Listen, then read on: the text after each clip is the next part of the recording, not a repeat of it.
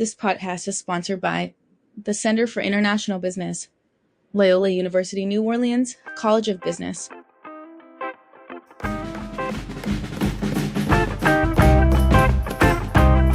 Welcome to Gumbo of Opportunities, the podcast where we dive deep into the landscape of international business with a closer look at the state of Louisiana and New Orleans. We will hear stories, insights, and strategies of influential global players of the Bayou region in a pursuit to make the Bayou one of the most attractive areas for businesses.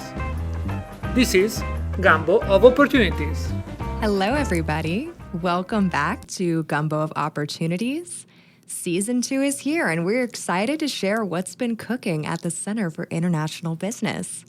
I am your guest host, Farah Wells, and today I'm joined by two familiar voices.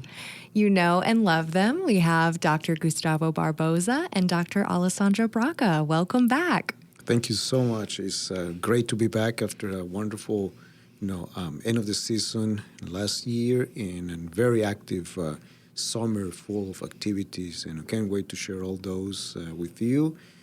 It's a joy to be here, and we'll continue cooking here, trying to get most of the good things that we do out there and create waves of knowledge. And to all the listeners, thank you so much for joining us. Well, it's good to be back. It's really good to be back.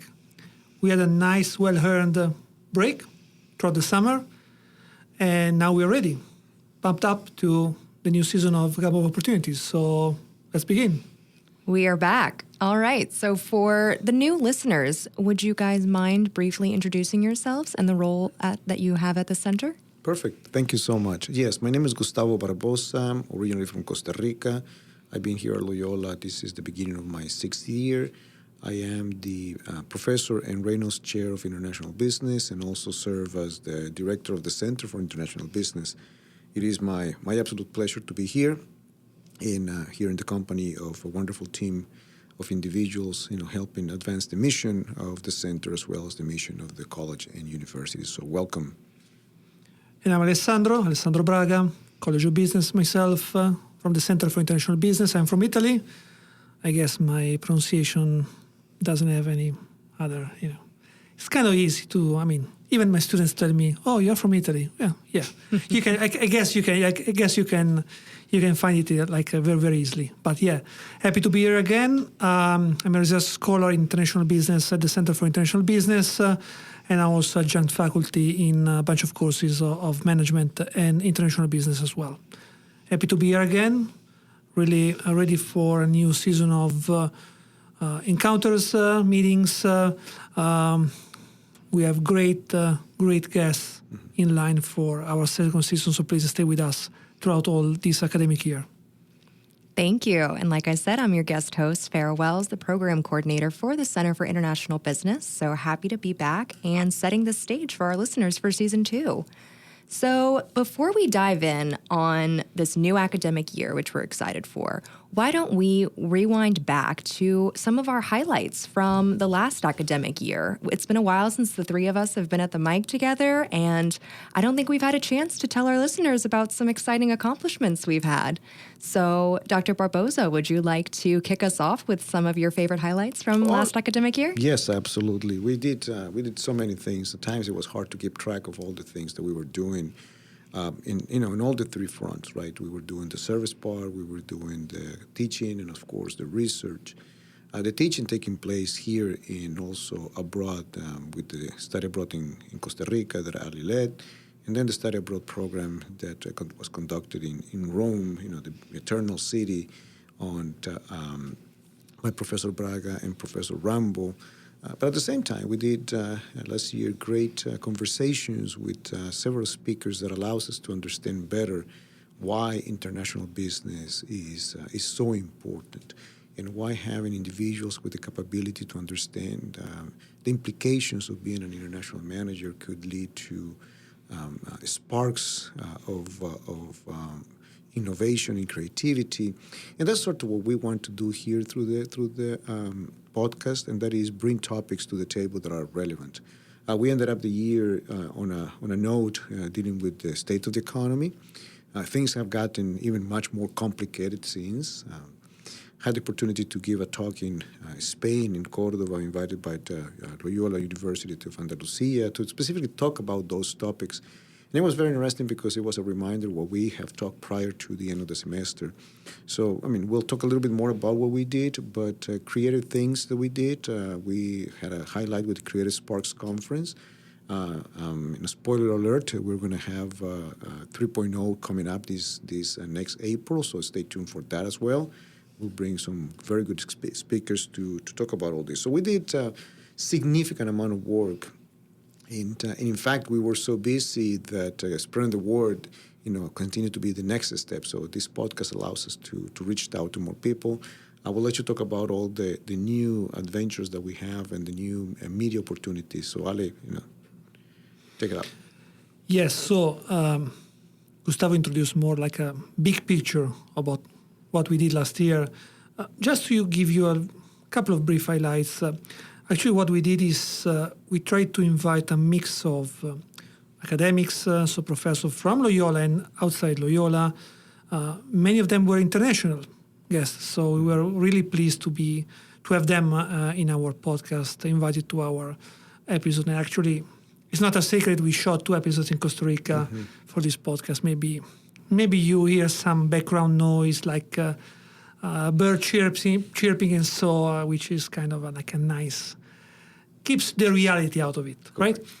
So we, following academics, we also invited a couple of managers. We had the opportunity to interview Eric Ballan from the French-American Chamber of Commerce New Orleans chapter. It's been a great interview. And we also engage with students. And engaging with students is also the fil rouge of what we plan to have as a second season of Gumbo of Opportunities. What we did last year is we shot an episode discussing with 2 students who came with us in Costa Rica for the J-term study abroad. And it's no secret that episode was top 3 in terms of visualization. So I said no secret because I was expecting that, and that, of course, kind of fuel our intention to keep pushing the podcast towards engaging more with students. That's what we plan to do for season 2, meaning that we won't have just 1 episode with students, but we plan to have many of them with students. Starting from what happened in Rome. Yeah. So kind of like, sharing some feedbacks about what happened throughout the summer study abroad in Rome with a couple of students who went in Rome with me. And then, of course, we will repropose the study abroad Costa Rica, I guess around February, March episodes. So to keep the ball rolling and to keep the information flows towards whomever might be interested in taking part of the study abroad, as much as who might be interested in coming here and speak with us at Gumbo of Opportunities. Yeah, I agree with you, Ali. There is this synergy that is created through the students being an active, part of what we do, of course, teaching, but also the bringing the day in, day out situations that happen outside in the world as part of the Gumbo of Opportunities, and analyzing via this media the implications that might lead to have in both, our teaching, our research, and the experience that the students might have coming from other countries and also going to other countries, predominantly in a situation where the visas might be becoming more complicated, funding is much more complicated, and so the platform serves all these interesting, purposes, and so it has a lot of agility and flexibility to pick and choose topics that are going to be very timely. So absolutely. And studying abroad is always such a hot topic when it comes to international business students and taking the major as it is a requirement within the major. I would love to talk about the opportunity that we launched for students to have those means of connection and diving deeper into international business right here on campus, which was launching our first cohort of international business fellows. So can you, Dr. Braga, talk about the thought behind launching that program and any highlights from last semester? Yes, we are very proud to have completed the first cohort, even though we started kind of late in the semester. So we had just the possibility to kind of like work together with small but very motivated group of individuals throughout the second semester. So actually, in reality, it's been like probably around 3 months and a half. But still, we got very nice people, people without any doubt who will be successful. Actually, 2 of them are already start building their career in very huge multinational organizations here in the US. So what is our purpose to start this fellowship program? Our purpose was to have a new opportunity for students, for motivated students, students who might be coming from international business major, but not necessarily. But the fil rouge has to be students who are motivated in researching, in working on a specific topic that matters for international business. So that's how we recruited them. We recruited a small group. Why small group? Because small group allows us to maximize the effort that we put into them as much as them put into the program. And a small group, of course, allows us to have a more one-to-one relationship with them. So they can really, we can help them to build their own pathway towards the success. Correct. I would like to add to those comments the very nature of the fellows being a hand-picked group of students. So it is a scholarship reward that they receive for being very good students that are willing to put extra effort outside the classroom to continue learning in a much reduced environment, a very friendly environment in which we spin, again, the 3 axles of it. We want them to learn to do more research, but we also want them to engage in cultural activities, and we want to develop the soft skills of leadership, given that opportunity to be creative in a very somewhat controlled environment, willing to take risks and make mistakes and trial and error. One of the things that we love about the CAB Fellows is their proficiency in multitude of languages and their willingness to learn other languages. And hence we were able to do events in different languages, in Spanish and Italian, a little bit in French, and then of course in English, which also reflects the nature of the students that we have and how we best serve them. And so, looking forward to continue working with them, incorporating those students from the dual degree program that comes from Andalusia, Spain, and other students that have already, will continue from the first cohort into the second, so they become somewhat leaders in the group. And so it is a very, very engaging, very interesting program in which we have the chance to see the progression and growth of the students, in a much, much closer way. So super excited with the program. So thank you very much, Ali. No, especially right now that the program runs for a full academic year, and it's the second time now we run the program.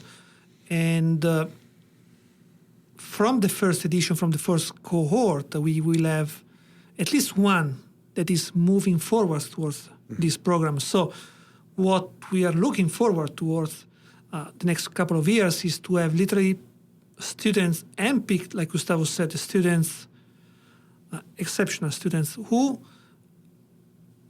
does not just pass by throughout the program, but students who are willing to enter the program, enter into this cohort group, and grow within this cohort group.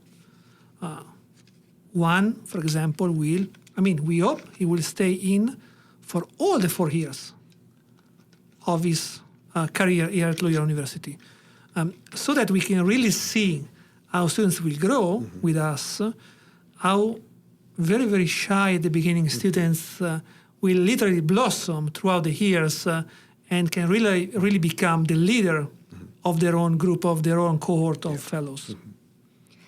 So that was great highlight reel. I think, for our listeners, you can see the Center for International Business is doing conferences, new courses, study abroad, fellowship programs. These are all, monumental milestones within the center that are really shaping the direction of the center moving forward, and especially into this new academic year. We have a lot of momentum leading into this new year. So this is a great segue into what can we expect in this new academic year? What's new for students? What's new for faculty? What's new for, academic scholars that we love to partner with?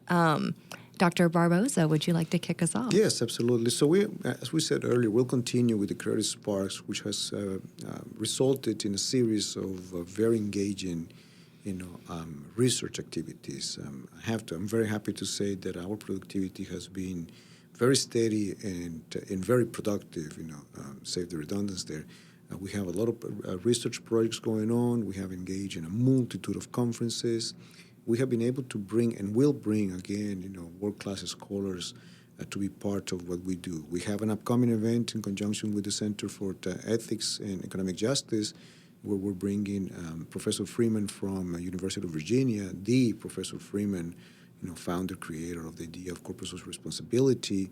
In addition, we are looking forward to bringing Professor Francisco Rodriguez from Universidad de Granada, and other international experts that will talk about the ethics of artificial intelligence and the economic impact.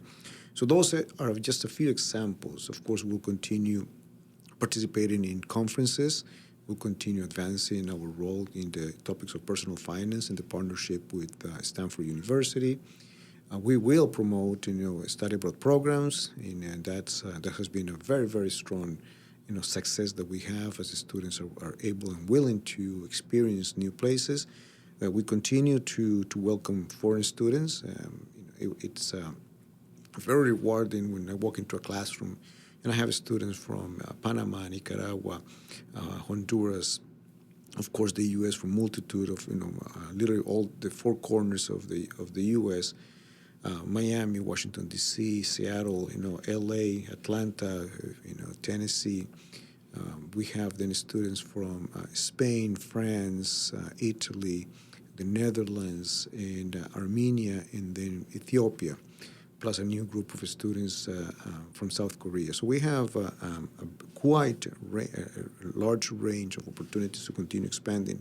And hence, we will have cultural events that are going to be led by the CIP fellows. So on that end, what we look for is, once again, to create rigorous researchers that have an opportunity to explore new topics, but at the same time, people that hold those soft skills and become aware of the differences and how those differences shape and create opportunities for the bridging, cultures and differences across people and countries. Can I stop you, Farah? I know that you're already moving ahead, but can I stop you to just of course tell the listener like a nice, I believe it's a nice anecdote. We spent, I think, the first full episode of this podcast to frame what IB, what international business is, right? We spent 1 hour about to just frame the concept and its meaning. Now, I had a student a while ago.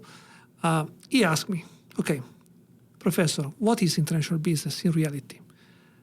And I told him, I can give you 10 different definitions. We can chat 1 hour about international business. Even if we do that, it won't be enough to fully understand what's behind it, what's behind this concept. So then what should I do, professor? I tell you what I do, what you should do. You should come with us in the study abroad program. And I can tell you why you should come with us. Because no matter how many definitions you can get, how many books you can read about international business, is when you're there, talking with managers, understanding what does it mean to launch a sustainable business in Costa Rica, recycling lithium batteries means for being an international business, or being one of the biggest contractor of Boston Scientific in Costa Rica means for dealing with international business, for dealing with dynamics of international business like foreign direct investments, barriers to innovations, knowledge spillovers, being in close proximity to competitors as much as with allies. Only that you will fully understand all the stuff you can find in books. So we can be the most effective teachers, we can be the most effective instructors, we can provide students with as many examples as possible. Still, the coin flips if you're there and you experience yourself the real meaning of something that at the beginning is just words. Mm-hmm. See, when we talk here, the amount of ideas that just start, crossing our minds, just explode, and that's one of the beauties of this podcast. Ali mentions the issue of international business, and I just want to remind us that international business became an important sort of field sometime in the late 80s, early 90s, when there was a significant elimination of barriers to international trade. Not that trade was not happening, but the collapse of the old model of import substitution industrialization opened up barriers, predominantly when President Reagan told Gorbachev, turn this wall down, and then from there, it has been a trip in terms of, lowering barriers and increasing cross-pollination across, countries via individuals moving and companies moving. That's international business. Today, what we observe, and that hence the importance of international business, is somewhat the reversal to that policy of the 90s, predominantly taken by the U.S., in what has been an initial trade war with China that affects international business and hence local businesses. So the study of international business in this regard brings together all sorts of fields. It provides a plethora of angles and directions that we can look at the problems. And so the possibilities for the students are endless. And each experience in each country is going to be different because the cultures are different. And so providing that opportunity to the students is one of our main goals. Kind of open up their eyes and open up an appetite to do this. Because once you're bitten by it, it's pretty hard to think about something else. That is very true. No, and I think that was the perfect anecdote to explain, the importance, especially to our students, of international business. Is there's no one definition and there's no one explanation or one course that you take and you understand it all. It's an experience. And I think that's why within our curriculum, we require our students to, have that language requirement. Open yourselves up, study abroad. Let's work with the Center for International Education. Let's, really get the College of Business as one of the pillars of the college is international business. So no, I think that was great. Thank you for that story, Dr. Braga. One thing that I would love to talk about specifically within the course curriculum is your new course, Sustainable Future, correct? Yes. It's a new first-year seminar that this year we offer to freshmen. It's the same idea of connecting international business with the topic of sustainability. And why should we? Well, it should because now sustainability is a reality, is an approach to business that we cannot forget. It's essential now. Customers ask for it. Not just customer. Natural capital, natural environment requires it. Hidden in the idea of sustainability, of sustainable development, there are two principles that applies to everything if you think about it. The principle of balance and the principle of stewardship. And those two principles apply perfectly if we think about multinational organizations who are called today not to just produce wealth to a small group of people or to just one category of stakeholder, but they are now asked to produce wealth with a much wider array of stakeholders. Meaning that we need to explore possibilities, and we do that throughout our study abroad programs. We do that then providing the same examples that ourselves, like in first person, we felt and we experienced over there.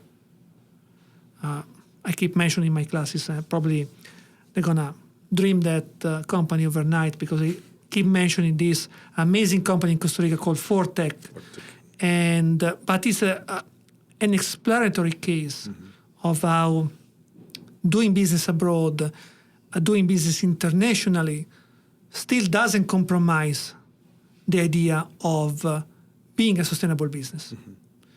So the idea of introducing new courses, still extremely connected to our Center for International Business, exploring the topic of sustainability, kind of have the objective of opening minds towards freshman students and expanding their horizons, saying that there is a lot out there that you can catch, that you can make yours, and you can build your career around it. Mm-hmm. And so, as Gustavo was saying, opportunities are endless if you start looking for them. Yeah. So this is one little attempt to keep starting the flame from the very beginning and keep nurturing that flame as each student goes from freshman to sophomore, junior, and senior year, so that we can identify talents from the very beginning, and once identified, we nurture those talents, and we nurture in a way that when students finish Loyola, graduate from Loyola, they are well-formed leaders, ready to step up in the world, keep pursuing the Jesuit ideals and values, and apply those ideas and values into amazing careers. I totally agree with Alessandro's views. And I'm just going to say it's slightly different, but it's the same idea, and that is our job is to create opportunities for, as the title of this podcast is, create opportunities so students feel safe to explore in a safe environment, where if mistakes are made, that's perfectly fine. And at the same time, we lead by example. Part of being international business is to be international. And hence, we welcome multiple languages. We participate in conferences and events in and outside the U.S. We represent the values of Loyola as an embracing institution and embracing point of view of life, where we want to make clear that we respect people's differences and build on those differences to create more opportunities. And those opportunities then leading to us being better people. And of course, with the hope that we all, eventually become safe and go back to see our Creator, right? And so the center, the work that we do, is embedded in those very strong values of making people, educate the whole person, while working hard and also having fun. It's important to get that balance, and so Study Abroad offers you all those opportunities as well. No, that's great, and I think, just to touch on more of what Dr. Braga was saying, and like you were saying, Dr. Barboza, is it's important to expose our students to this as soon as possible. So the fact that we are able to have a first-year seminar, and for those who don't know, that's in Loyola's core curriculum, is every freshman is enrolled into a course. You do not have to be a business major to take this course. So, in fact, we encourage non-business majors to take these kinds of courses so that they get to, maybe their sophomore year, they want to pick up a double major. And all of our study abroad programs are open to non-business majors. They are College of Business-led faculty. But yeah, we welcome all perspectives, all disciplines. So speaking of, Costa Rica and study abroad, that is going to be the next biggest topic for us of recruiting students for that. Applications are now open. You can go to studyabroad.loino.edu to go and check out the application process. Actually, I'm going to pose this to both of you. What should non-business majors know about this study abroad opportunity? Why would they want to study abroad in Costa Rica for 2 weeks in January, just in a couple of months? Well, there's a lot of positives to it, right? And as Alessandro has said, even though we started the first year that we did it, it was all business students. It has opened up because the opportunities, again, are not only for people that are within the business world, but it's also for people that want to broaden their horizon and understand the differences across cultures. And so the program, while it is a business program, it has multitude of components ranging from the cultural elements, of course, tourism, business visits, and in many cases, visits to government officials, it allows to gain a holistic view of a relatively still underdeveloped but on the verge of becoming developed country that is very safe for the most part. Like any other place, there is petty crime, but it's a very safe country. It's a beautiful location. It offers in a very, very small geographic distance tremendous variety, and it allows the students to engage in processes outside the classroom, and I have to say at a very economically rate as well. It's actually cheaper for them to take our study abroad and earn 3 credits than paying for 3 credits, while being here. So that's also, there's an economic incentive there. So the program, while being a business-driven program, it also welcomes the opportunities for others to engage in it. For instance, one of our first students in the study abroad in Rome was not a non-business student, and the student was a bit concerned about the possibilities from not being a business student. Turns out to be that this student was the top student. It was a transformational experience. From that point on, the student traveled extensively and participated in other programs. And currently, he has joined the Peace Corps to continue growing at the side of the stewardship because of the experiences learned throughout the study abroad program. So it is indeed an eye-opener, and the fact that we offer it through the university also gives a lot of peace of mind. What we cannot guarantee, is a risk-free. The risk is quite controlled in the program. So all those are positive elements of our study abroad program.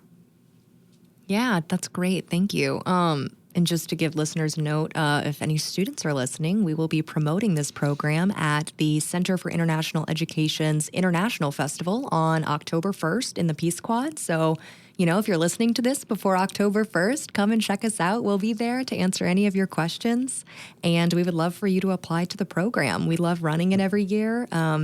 It is one of our favorites. We have some bias in the room.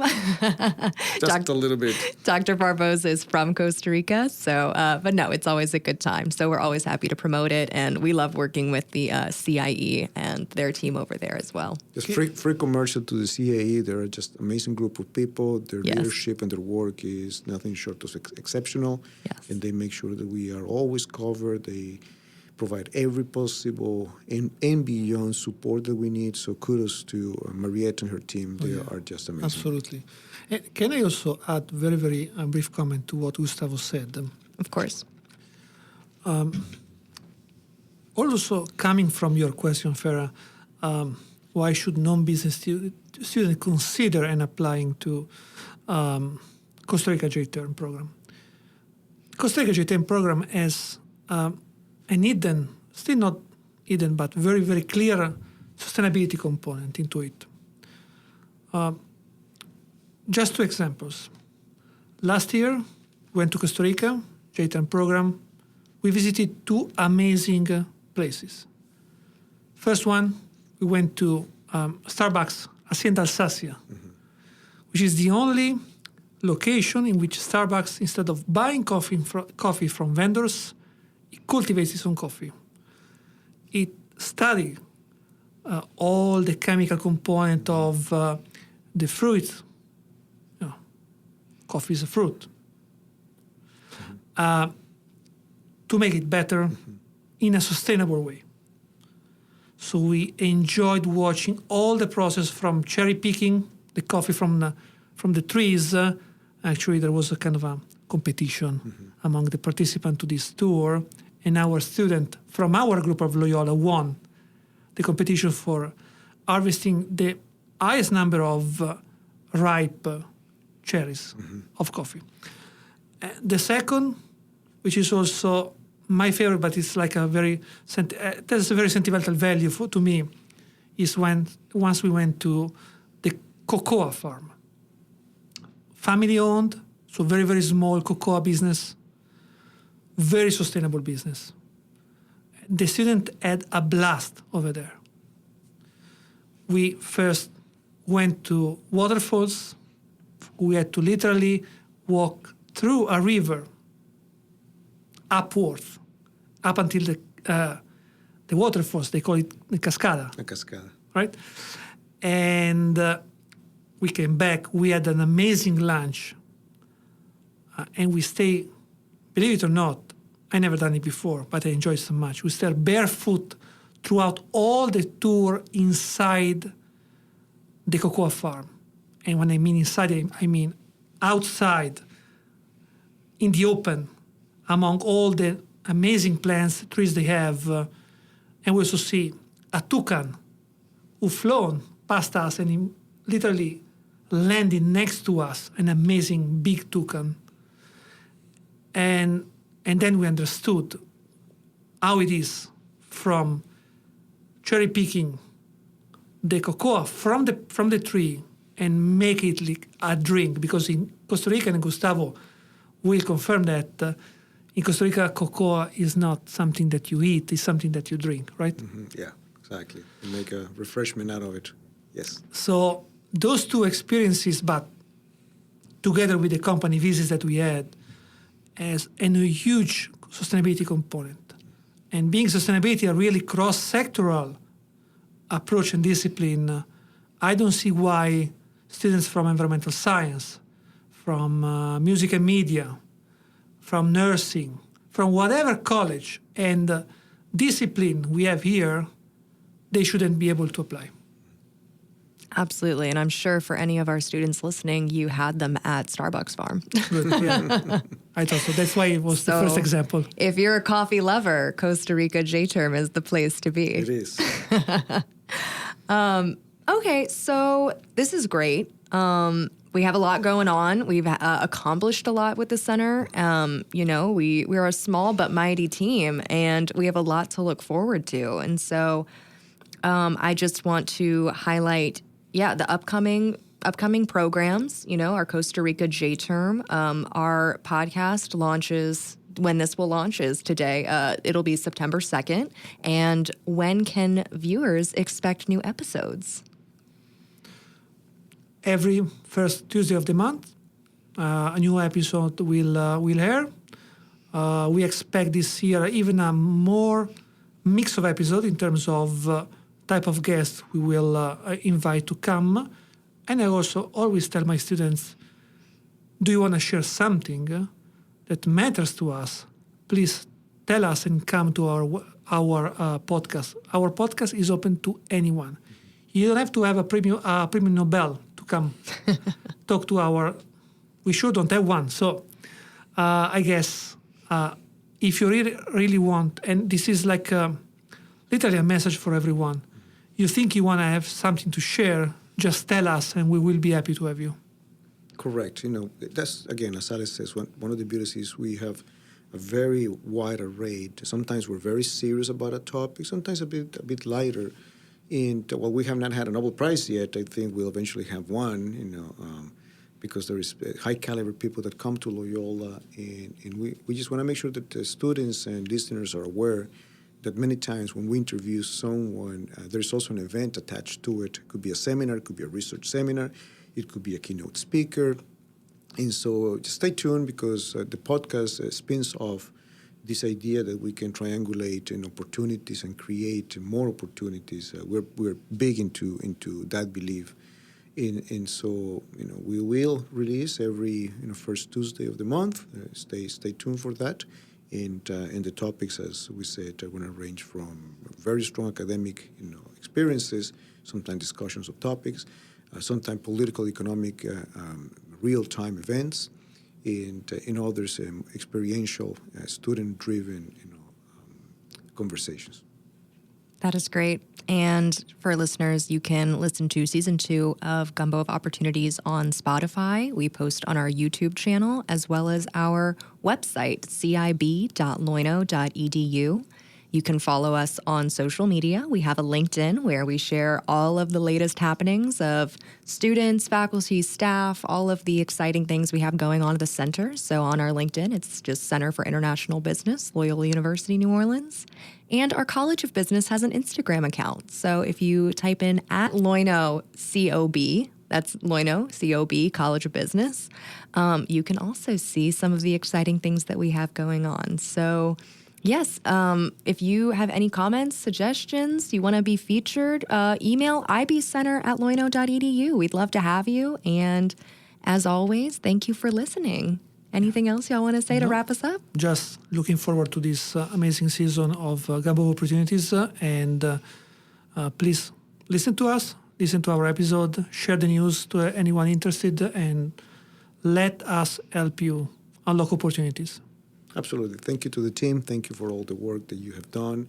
Thank you to the listeners and our benefactors that have allowed us to do this, Mr. and Mrs. Ryan, for their generosity in allowing us to grow and spread the word that St. Ignatius so rightly said, by setting the world on fire, in the fire that the priest was saying this past Sunday, it is the healing fire, it's the fire of hope, not a fire of destruction. And so just being very happy to have this mean to continue expanding the work that we do. So thank you very much to you. Thank you very much to the listeners and all the administrators and benefactors.